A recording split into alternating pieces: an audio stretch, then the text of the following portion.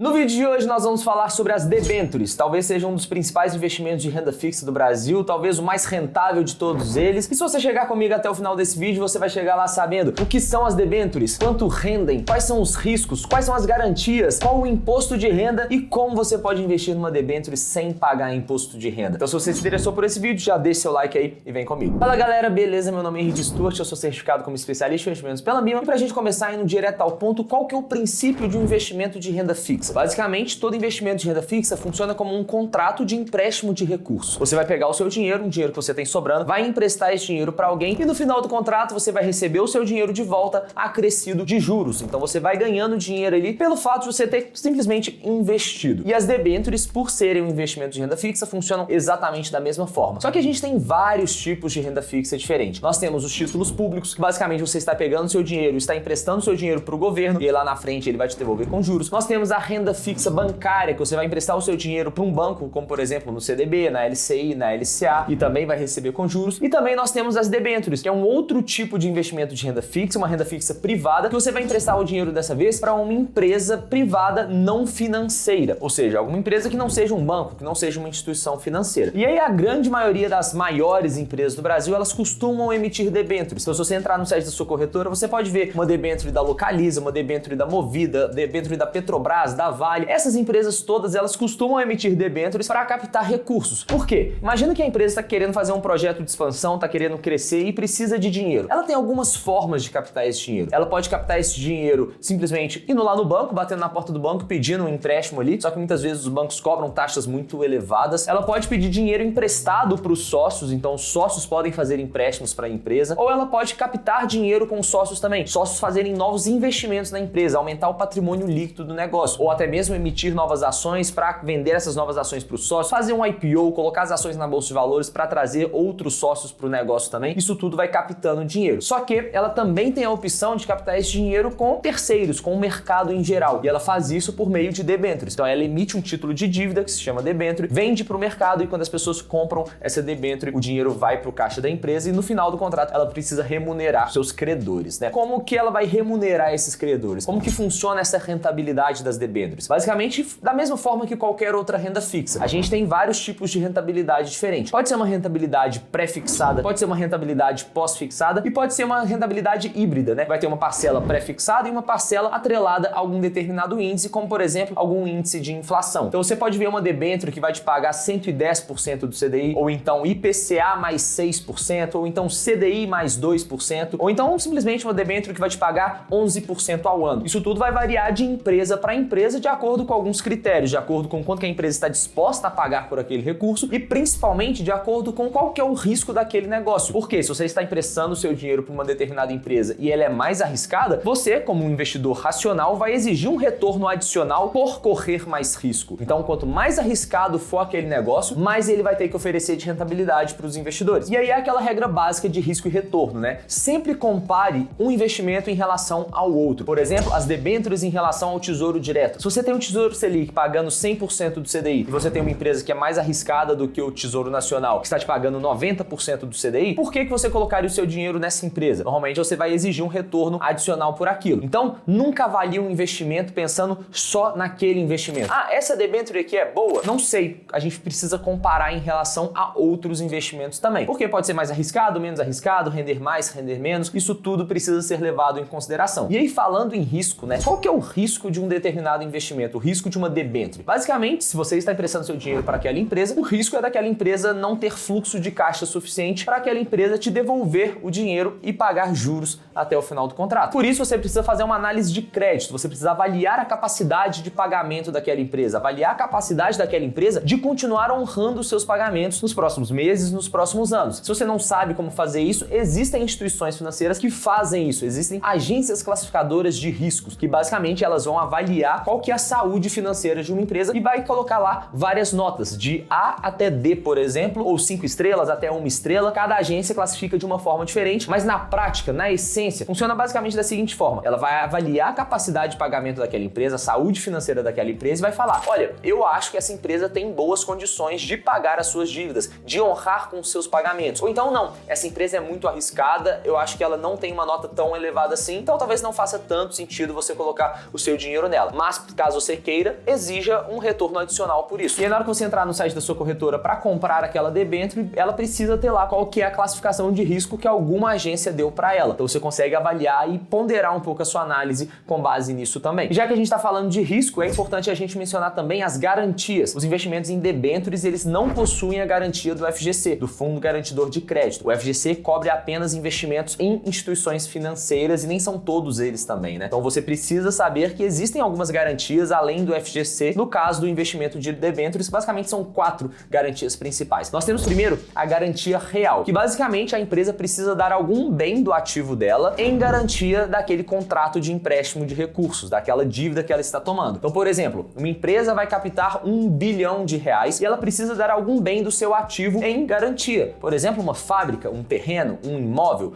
Por quê? Caso ela não tenha condições financeiras de honrar com aqueles pagamentos, aquele imóvel ou aquela garantia pode ser executada, ser vendida para poder remunerar os investidores que colocaram dinheiro lá naquela empresa. E aí um ponto curioso, um ponto interessante de mencionar também é que o valor dessa captação não pode ultrapassar 80% do valor daquele bem dado em garantia. Por quê? Caso aconteça uma necessidade de liquidar aquele bem de última hora para honrar com aquele pagamento, você vai conseguir ter o fluxo de caixa necessário para fazer aquele pagamento. Por mais que seja necessário vender aquele imóvel com um deságio de 20%, para vender ele muito rápido. Vamos vender com 20% de desconto para a gente pegar esse dinheiro o mais rápido possível. Então, mesmo assim, mesmo nessa situação extrema, ainda seria possível honrar com aqueles pagamentos. Segundo tipo de garantia, a garantia flutuante. Basicamente, funciona da mesma forma, que vai ter um bem do ativo que vai ser dado em garantia, só que nesse caso, aquela garantia, ela pode flutuar entre bens do ativo. Por exemplo, a empresa deu uma fábrica, um imóvel específico ali, como garantia de um contrato de debênture. Se ela quiser vender aquele imóvel antes do fim do contrato da debênture, ela pode, e o que vai acontecer é que, ao invés de ter a garantia naquele imóvel específico, a garantia vai passar para outro imóvel ou outro bem do ativo daquela empresa. Então pode ir flutuando ao longo do tempo de ativo para ativo, na medida que a empresa vai vendendo seus ativos ou até mesmo comprando novos ativos. O terceiro tipo de garantia que nós temos é a garantia quirografária, que não tem privilégio nenhum sobre o ativo daquela empresa. Os investidores, eles vão concorrer em iguais condições com qualquer outro credor daquela empresa. E por fim, nós temos também a garantia subordinada, que a única preferência que aquele investidor da debênture vai ter vai ser em relação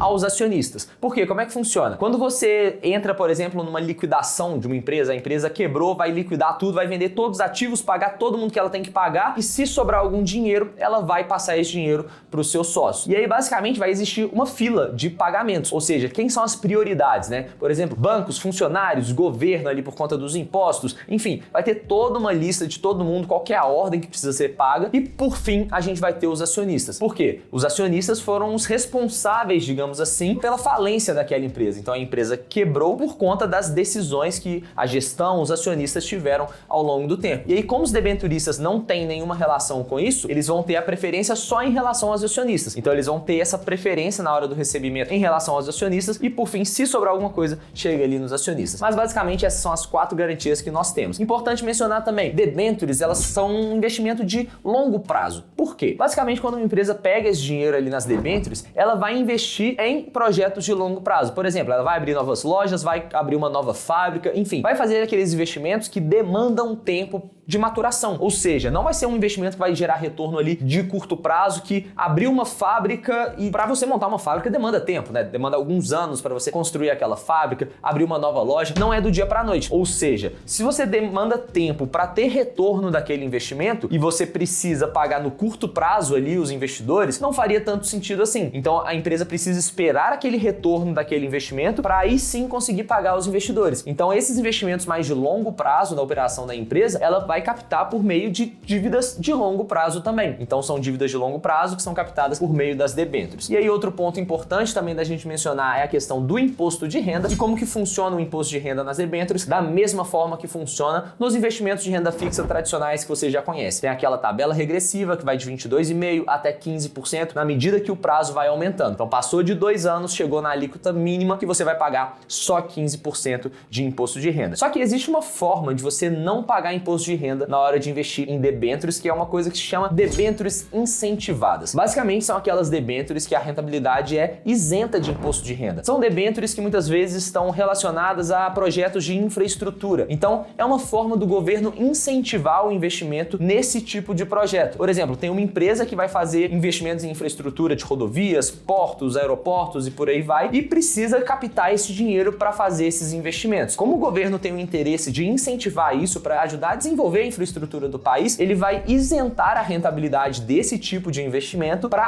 atrair os investidores. Se a gente não tem que pagar imposto de renda, fica mais vantajoso, a rentabilidade acaba sendo maior no final do dia. Então as empresas vão captar mais recursos para fazer esses projetos e, consequentemente, os investidores vão querer investir ali também. Então isso ajuda o país. Então agora, se você gostou desse vídeo, lembra de deixar o like, compartilha com os amigos e eu te vejo no próximo vídeo. Um grande abraço e até lá!